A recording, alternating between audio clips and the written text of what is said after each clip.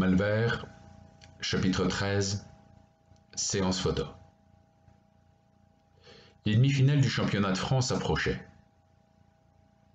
En pleine possession de ses moyens, Danny avait défendu son titre régional et avait gagné ses premiers combats en national sans avoir été véritablement accroché. Bourdin lui avait dit qu'un journaliste allait monter un Malvert, faire quelques photos, que ça lui ferait de la réclame pour lui et pour le club. Danny aimait pas trop ça, mais Bourdin avait insisté. Il avait une drôle de façon de parler, le journaliste. Danny ne se sentait pas. En plus, il n'avait pas voulu que des copains du club rentrent avec eux dans la pièce. Du coup, ils étaient que les deux dans le vestiaire, mis à disposition par Bourdin pour l'occasion. Le photographe avait installé tout son attirail dans un décor jungle, qu'il disait, avec des fausses plantes et des animaux peints en arrière-plan. Il avait commencé à faire quelques prises, sans les gants, avec les gants, en survêtement, en short, en marcel, torse nu. Le gars avait commencé à faire des commentaires, comme quoi les boxeurs étaient bien bâtis, qu'ils étaient plutôt beaux gosses. Il avait voulu faire poser le Danny en slip léopard, ou même sans, comme Adam dans le paradis, parce qu'il avait un corps de rêve. Là, ça avait fait ni une ni deux. Danny avait cogné avec le slip léopard, mais sans les gants. Il lui avait cassé tout son barda, de l'appareil sur pied au décor jungle. Le gars avait écopé d'une mâchoire fracturée. Bourdin était rentré, vu le ramdam que ça faisait, et avait gueulé qu'il aurait dû se maîtriser, que maintenant il allait être descendu dans les journaux, que le mec était connu. Va te faire voir, c'est fini. Tu me vois plus jamais au club. Tu vas pas foutre ta carrière en l'air sur un coup de tête tout de même. Je te dis que c'est fini. Il s'était quitté fâché. Depuis ce jour-là, Danny avait jamais plus rechaussé les gants. Jacquet avait fini par lui dégoter une moto. Ils la retapaient ensemble le soir après le boulot, vu qu'il n'y avait plus la boxe. C'était pas un de ces vieux trebeux de la guerre, mais c'était une 175 Peugeot.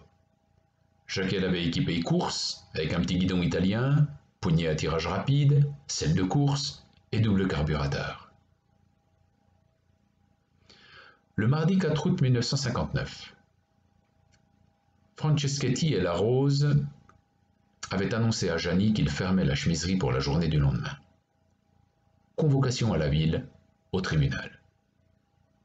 Jani ne savait pas pourquoi, si c'était pour des affaires de famille ou pour le commerce. En tout cas, ils avaient vraiment l'air d'être aux abois et voulaient qu'elle ouvre à personne pendant leur absence. Ils partaient en train et seraient de retour tard le lendemain. Le mercredi matin, Jani n'était pas allée bosser. À midi, elle était montée chez Prenel pour attendre Danny à la sortie. Après négociation, le père Prenel lui avait laissé sa demi-journée en lui disant bien qu'il la retirerait de sa paye, puis qu'il fallait pas qu'il redemande trop souvent. Il faisait un temps magnifique.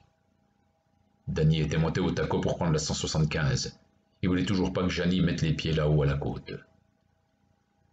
Quand il était redescendu avec la moto, Jani avait vite compris à son air que quelque chose clochait.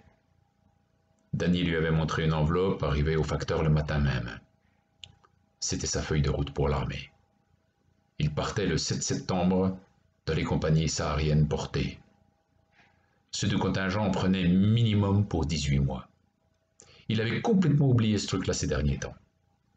L'Algérie, il ne se sentait pas concerné.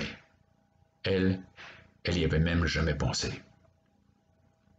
Ils avaient passé l'après-midi collés l'un à l'autre à brûler de l'essence. C'est la première fois qu'il sentait vraiment la chaleur de son corps contre le sien, ses deux seins généreux s'écrasaient contre son dos. Jusque-là, elle lui avait rien consenti d'autre que des baisers. C'était aussi pour ça qu'il la respectait. Le 6 septembre au soir, la veille du départ, il s'était quitté simplement. « Demain, je viendrai pas.